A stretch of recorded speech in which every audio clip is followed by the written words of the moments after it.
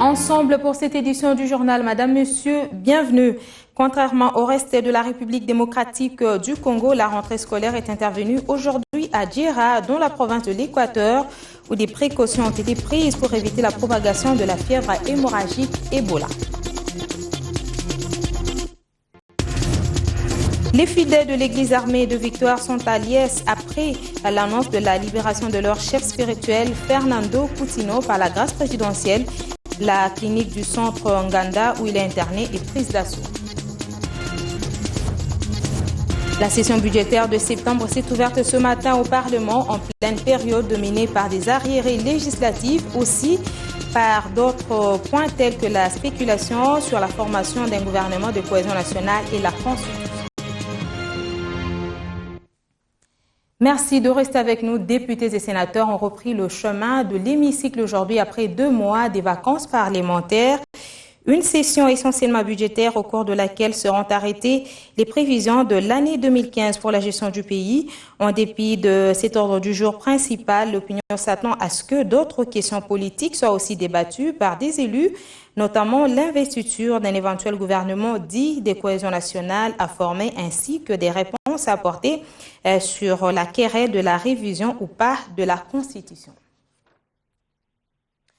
Rentrée parlementaire, bien sûr, mais tous les élus n'ont pas été en vacances dans leur circonscription électorale respective, à tel point que dans les Nord Kivu, par exemple, des électeurs se plaignent du fait que leurs desiderata n'ont pas été pris en compte à cause de l'absence des parlementaires. Nous y reviendrons. Saint de Liesse écrit de joie, l'archibishop Fernando Coutinho est libre depuis hier après 6 ans de captivité suite à la grâce présidentielle qui lui a été accordée. Dès l'annonce de la nouvelle, des fidèles de l'église armée de Victoire ont accouru à la clinique Nganda où il est soigné. On explique l'acte de clémence posé par le chef de l'État comme un geste destiné à favoriser la cohésion et la concorde nationale. Rentrée parlementaire à Kinshasa, rentrée scolaire à Djera, dans la province de l'Équateur, avec une semaine de retard par rapport au reste du pays à cause de la fièvre hémorragique Ebola qui sévit dans la contrée. Il fallait au préalable prendre de précautions afin de s'assurer que la propagation de l'épidémie ne trouvera pas un terrain dans des écoles, comme nous le dit Marie-Jeanne Ebamba, commissaire provinciale de l'éducation de la province par Patricia Panzou. La rentrée est effective. Ils ont repris aujourd'hui, même à Djera, ils ont repris. Donc, la population est en train de suivre toutes les mesures qui ont été proposées par la commission de crise, d'abord par le ministère de la Santé. Et même aujourd'hui, ils ont une formation. Tous les responsables de l'ESPC seront en formation. Et en même temps, il y a déjà disponibilisation de lave-mains dans des écoles. Quand il y a un problème qui surgit dans un milieu, on peut avoir peur. Mais au-delà de cette peur-là, je crois que nous sommes des humains. Nous pouvons, à un moment, dépasser cette peur-là. On répète parfois des choses qui ont été dites avant, mais on les répète parce qu'à un moment, on n'a pas respecté ce qu'on avait dit. Et c'est comme ça qu'il faut qu'on continue avec la sensibilisation. Province orientale, contrairement à ce qui a été évoqué par plusieurs radios ce matin, il n'y a pas eu 800 refoulés congolais de l'Ouganda, seulement 14, mais la majorité est plutôt constituée de ceux qui retournent volontairement après la fin de la guerre dans leur localité. On écoute M. Deogracias Baïdi Moussoké au téléphone de Christian Elongo.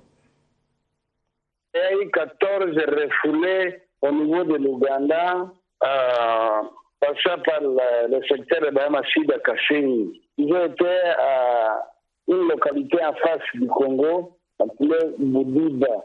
Alors, ils ont constaté qu'il y avait un séjour illégal à la République de l'Ouganda. C'est comme ça qu'ils ont préféré les refouler à destination du Congo chez nous à Kasséni. Mais quand on rentre ce soir, je crois qu'on doit rentrer ce soir, soit ils ne sont pas bien accueillis, ils ont constaté qu'ils préféraient rentrer chez eux. Ceux qui ont rentré chez nous, ça ne pose pas tellement de problèmes, mais c'est dans la zone un peu opérationnelle.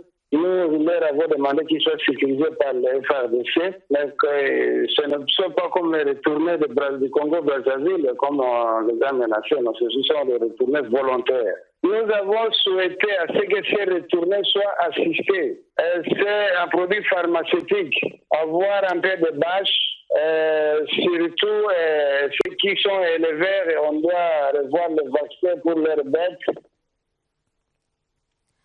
À Goma, les militaires tanzaniens de la Brigade spéciale d'intervention des Nations Unies ont célébré samedi le 50e anniversaire de leur armée. Une occasion pour le représentant de l'ambassadeur tanzanien en RDC de renouveler l'appui de son pays à la RDC en vue de combattre tous les groupes armés du Nord Kivu. Patrick Sialoua. La Tanzanie, à travers ses éléments au sein de la Brigade d'intervention des Nations Unies, a renouvelé son engagement de combattre tous les groupes armés en sécurisant la partie est de la RDC. Ceci dans le cadre de la mission de cette Brigade d'intervention des Nations Unies. Déclaration du représentant de l'ambassade tanzanienne en RDC. Sifa hizi za kutukuka tumeendelea kuzipata hata hapa Jamhuri ya Kidemokrasia ya Kongo. Notre armée a enregistré des succès énorme, même ici en RDC, contre les M23 et les ADF Nalu. Nous promettons de poursuivre sur le même lancé pour la stabilité de la partie orientale de la RDC. Hapa mashariki mwa DRC bado kuna changamoto kadhaa ambazo Tanzibati tu itakabiliwa nazo. Présent à cette célébration, le patron militaire de la MONUSCO, le général Santos Cruz, a salué le travail abattu par les militaires tanzaniens à l'est de la RDC. Une occasion pour lui de lancer un message aux groupes armés encore actifs au Nord Kivu. Tous les groupes armés, le comportement, c'est criminel. C'est criminel parce qu'il y a le pillage, il y a le viol. Le gouvernement a donné une opportunité par les groupes armés. Si les groupes armés ne vont pas déposer les armes, MONUSCO va collaborer con tous les moyens avec les FARDC pour la neutralisation des groupes armés pour la force. Notons que cette cérémonie a été organisée à Mubambiro, 20 km à l'ouest de Goma, au quartier général de cette brigade spéciale d'intervention des Nations Unies.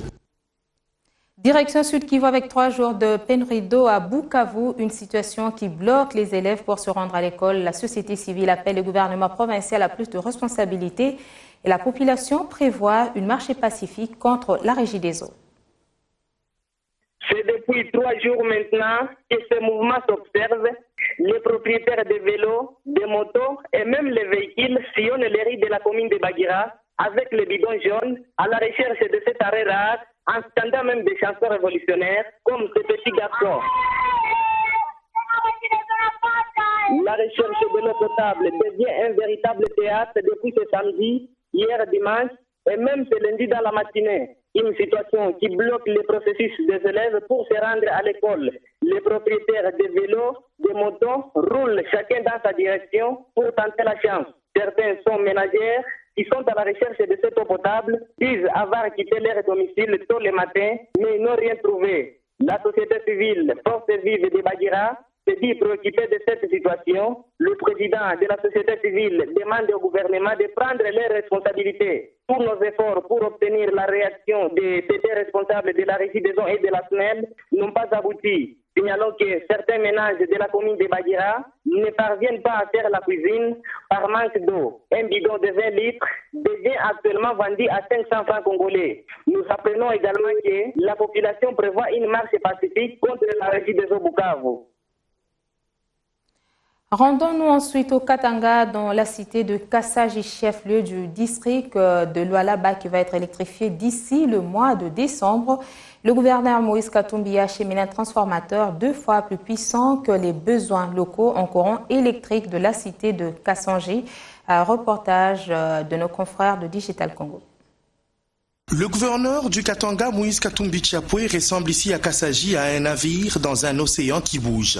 Seulement l'océan, c'est cette marée humaine qui a déferlé sur lui. On croirait que toute l'entité territoriale s'est fixé rendez-vous ici. Des gens massés les long des grandes artères pour accompagner le gouverneur. Pourtant, du stade Nkoukou de Kassaji jusqu'au niveau de la station de soutirage d'électricité de la Société nationale d'électricité, SNEL, il y a 5 km. Sous un soleil de plomb et une poussière troublant la vue, Moïse Katumbi Tchapoué voit toute la population le suivre. Il marche aux côtés de sa population. Chants et danses sont d'actualité. Kassaji voyait passer les câbles électriques haute tension mais n'en bénéficiait pas. L'honorable Moïse Katumbi Tchapoué, pour des besoins estimés à 2 MW, a apporté un transformateur de 5 MW avec tous ses accessoires. L'énergie suffisante même pour alimenter les cités environnantes. Le gouverneur du Katanga, Moïse Katumbi Tchapoué, prend part à toutes les manœuvres de déchargement de ces transformateurs qui va changer la vie des Kassaji.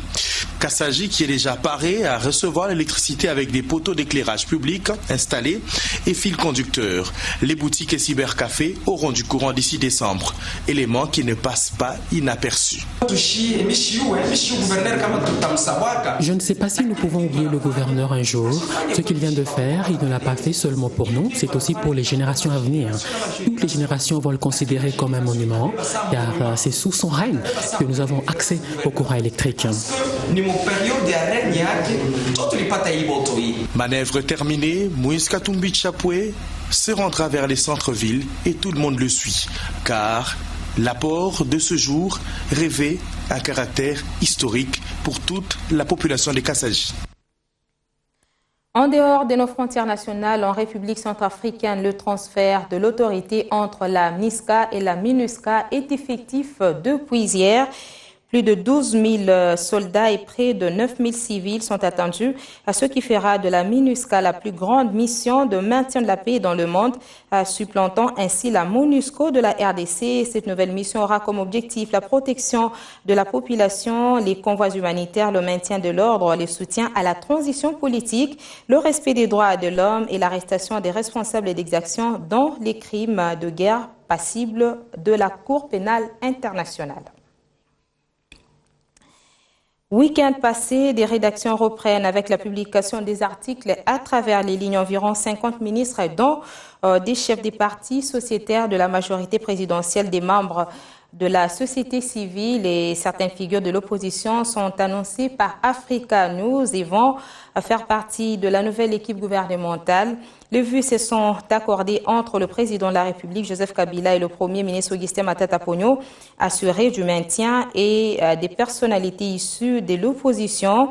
Des noms sont cités: le MLC Thomas Louaka, le CDC, Gilbert Kiakwama, l'UNC, Justin Bitakwira, les FONUS, Joseph Olenganko et le RCD, Azarias Roubero, l'ATD, José Makila, l'ADER, Constant Dom et l'UFC Michel Bongongo, y compris 1 ou 2 ministres UDPS. Côté majorité, certains chefs des partis sont rassurés d'effectuer leur retour au sein de l'exécutif, entre autres le PDC, José Ndondo, l'ARC, Olivier Kamitatou et bien d'autres encore. La prospérité presque, la magistrature congolaise veut honorer ses meilleurs éléments. Une innovation vient d'être introduite par le secteur, dans les secteurs, et les signés Flori Kabanginumbi, des magistrats ayant fait preuve d'excellence dans leurs prestations, seront gratifiés le 24 octobre 2014.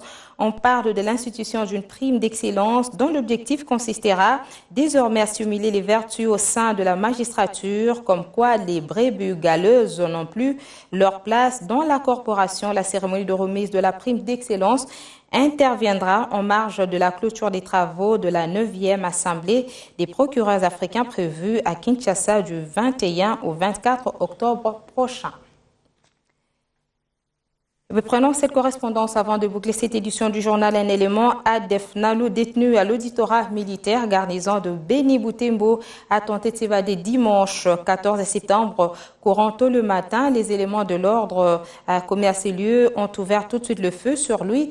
Il a été touché à la cuisse, indique l'autorité urbaine. Entre-temps, un taximène moto a été tué par des hommes armés la nuit du samedi à dimanche au quartier résidentiel, toujours en ville de Beni. Un présumé assassin est aux arrêts. Ericas Mouissi nous donne les détails. C'est depuis la soirée du samedi 13 septembre que la ville est secouée par des coups de balles scindés. Dimanche matin, le coup de feu des éléments de l'ordre immobilisant l'élément ADF capturé par les services de renseignement des forces armées de la République démocratique du Congo ont paniqué les bénitiens, surtout environnant l'auditorat militaire situé au quartier Cité Belge qui avait crié à une attaque des hommes armés. Lors de ces tirs de sommation, indique le maire de Béni, président du comité urbain de sécurité, l'élément ADF était victime d'une balle à la cuisse quelques minutes après acheminé à l'hôpital général de référence de Béni pour les soins. Autour des 12h du même dimanche, des coups de balle ont retenti encore une fois au quartier Matongé. Ici, ce sont les habitants qui voulaient lyncher un présumé assassin du pauvre taximan Kakouli Anisset Saïdi, dissuadé par les éléments de l'ordre à leur tête les maires de Béni. En réaction, la coordination urbaine de la société civile de Béni à travers son président Gilbert Kambalé, se livrant à une de radio locale, condamne cette montée d'insécurité en dépit de l'opération Oulinzi Bora visant à asseoir complètement la paix dans la ville. Il appelle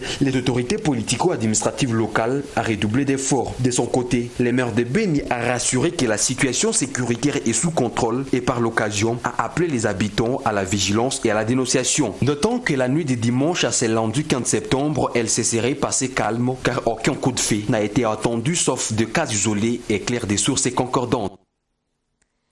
Fin de cette édition du journal. Madame, Monsieur, merci de nous avoir suivis. Prochain rendez-vous avec l'actualité, 15h30.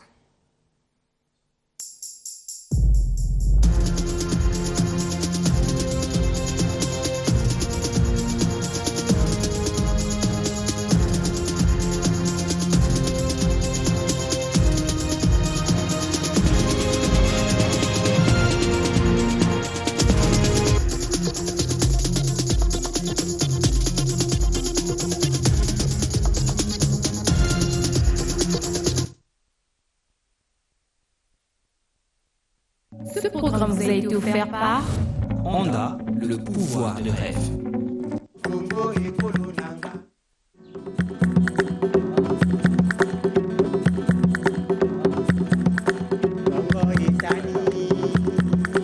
Mwana moka yoka